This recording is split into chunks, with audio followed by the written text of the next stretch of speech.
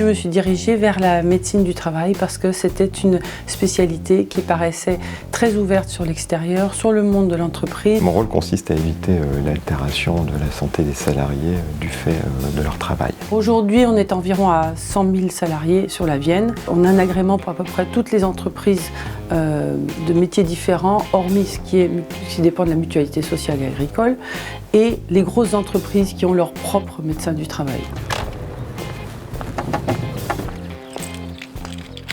Le problème, c'est qu'il y avait une déclaration de maladie professionnelle voilà. sur un trouble musculo-squelettique au niveau des membres supérieurs et que les manutentions au départ étaient des manutentions d'aller chercher des plateaux, de les mettre dans un lave-vaisselle qui n'était pas dans la même conformation.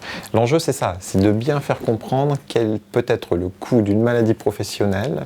Ce coût est souvent très élevé par rapport à un certain nombre d'aménagements. Alors, si on prend par exemple les problématiques de cadavre carpien, ça peut coûter en moyenne entre 80 et 100 000 euros à un employeur. Or, les aménagements parfois peuvent être de 1 000, 2 000, 3 000 euros.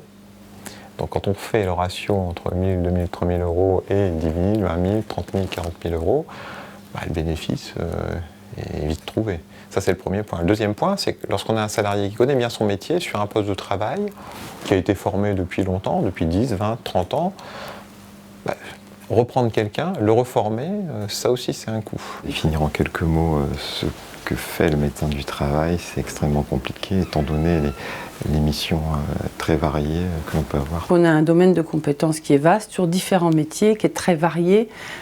Ça va du tertiaire au BTP, à l'industrie, à tout ce qui est loisirs. Nous avons, en tant que médecin du travail, la possibilité de rentrer dans le milieu de travail, dans les entreprises, et notre rôle de conseiller des salariés et des employeurs pour la préservation de la santé au travail est quelque chose de tout à fait remarquable dans sa singularité par rapport aux autres professions médicales. Et alors justement cette semaine en termes d'incidents... Il y a juste eu un incident dans la nuit de dimanche à lundi à 3 h du matin, quelqu'un qui a fait un malaise. Une infirmière d'entreprise fait beaucoup de choses.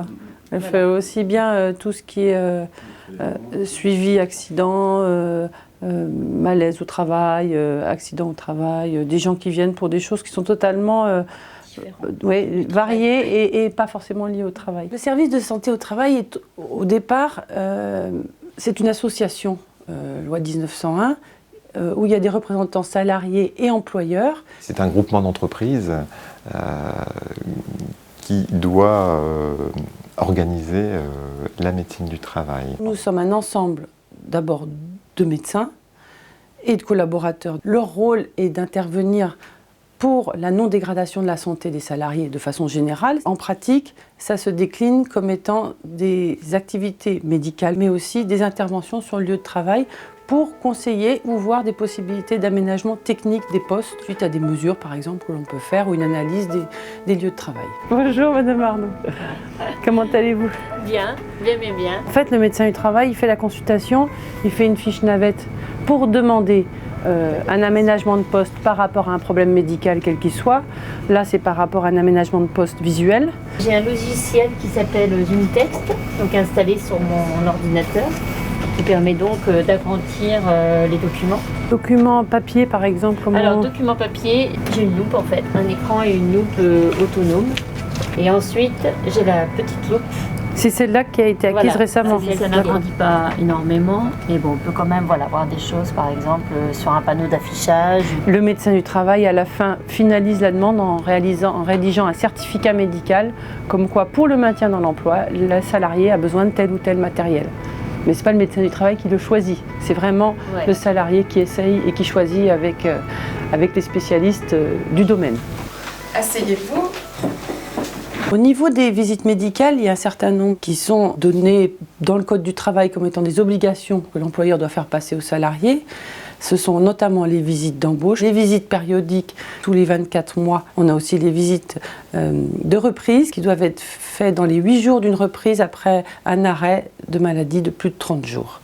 Et enfin, on est de plus en plus sollicité aujourd'hui par les visites à la demande des salariés. L'équipe, c'est aujourd'hui l'équipe pluridisciplinaire. Donc il y a effectivement mon équipe de proximité, donc mon assistante médicale et mon assistante santé-travail. Il y a aussi une équipe un petit peu plus élargie dans le cadre de la pluridisciplinarité, ce qu'on appelle les IPRP, des ergonomes, une psychologue du travail. Ça, c'est l'équipe au sens large. Je reçois les salariés dans un premier temps. Donc je fais le dossier, je vais faire des examens, l'analyse d'urine, le test de la vision, on peut faire des tests de l'audition, examen du souffle, et ensuite le salarié va passer avec l'infirmière. Je pratique des entretiens santé-travail infirmiers afin de détecter des problèmes de travail ou des problèmes de santé au travail. Il n'y a pas eu de problème de santé, vous n'avez pas eu d'arrêt maladie, il n'y a pas eu de modification de votre poste de travail, ni dans les horaires, ni dans le contenu? Non. Tout bon. Si je détecte quelque chose qui n'est pas compatible avec l'aptitude, je le renvoie vers le médecin du travail. Pour nous, c'est important d'avoir visualisé avant le poste de travail l'entreprise et même l'ambiance de travail pour ensuite faire le meilleur entretien possible. À une prochaine fois, travaillez bien. Lors de la visite médicale, on se retrouve dans le même schéma qu'un médecin généraliste ou qu'un médecin d'une autre spécialité. Tout ce qui se dit dans un cabinet médical reste dans le cabinet médical. Le médecin peut entendre, peut voir, mais ne doit jamais raconter. La demande d'un salarié qui avait des problèmes lombaires importants, des problèmes de dos, des difficultés à la manutention, qui était très attaché à son poste parce qu'il le connaissait bien et l'entreprise voulait le garder sur ce poste où il avait des compétences qui étaient techniques, qui étaient reconnues. La difficulté a été d'aménager son poste parce qu'il devait porter des sacs de 25 kg.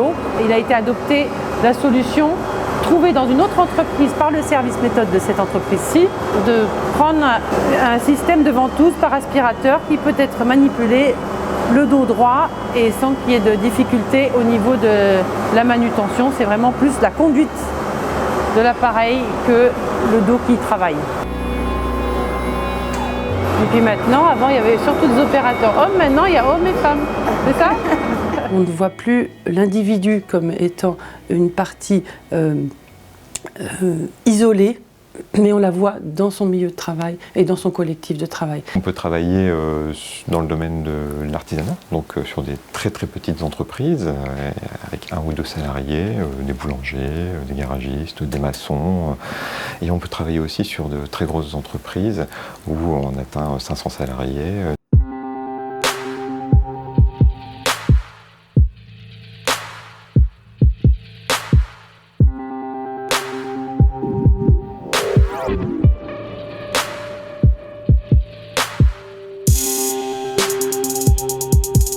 On a une activité clinique au sein du cabinet médical.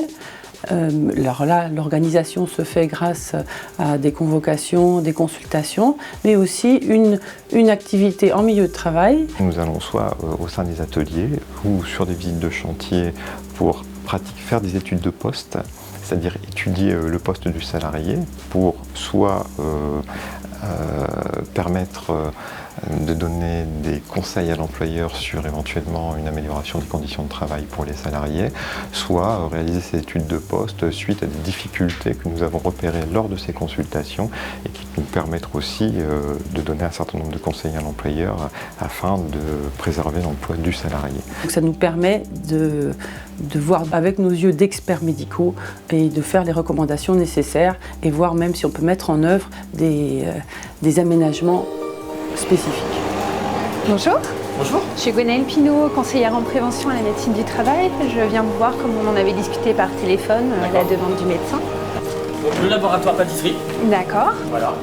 Au niveau du circuit de vos marchandises, est-ce que tout est livré directement sur place ou est-ce que vous allez chercher vos marchandises? Comment ça se passe? Le but, c'est de comprendre le travail, savoir comment les salariés travaillent dans l'entreprise, comment ils s'organisent, pour voir quels sont les risques professionnels auxquels sont exposés les salariés dans l'entreprise. Donc là, les croissants sont roulés à la main. Au niveau des pains au chocolat, comment ça s'organise? La même chose, c'est roulé à la main aussi. En quoi consiste l'emploi, quelles sont les différentes tâches, le matériel utilisé et justement les risques inhérents à l'activité. Et vos livraisons, en fait, vous avez une porte à l'arrière qui est de plein pied. Comment ça se passe? Là, on mène un souterrain à côté. Et toutes nos livraisons arrivent par ici. Arrivent par ici, voilà. D'accord. Pas en vue du client au magasin.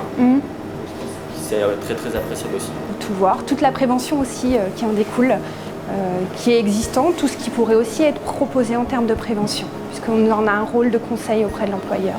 Notre but est, le premier, le maintien dans l'emploi. L'intérêt, c'est de comprendre la genèse de certaines pathologies, mais aussi c'est pouvoir mieux y répondre par rapport à des conseils de prévention, mais aussi de voir, pour moi, médecin du travail, des technologies tellement différentes et de voir que le monde du travail est tellement varié et c'est ça qui fait que je ne m'ennuierai jamais et que je vois des domaines tellement différents.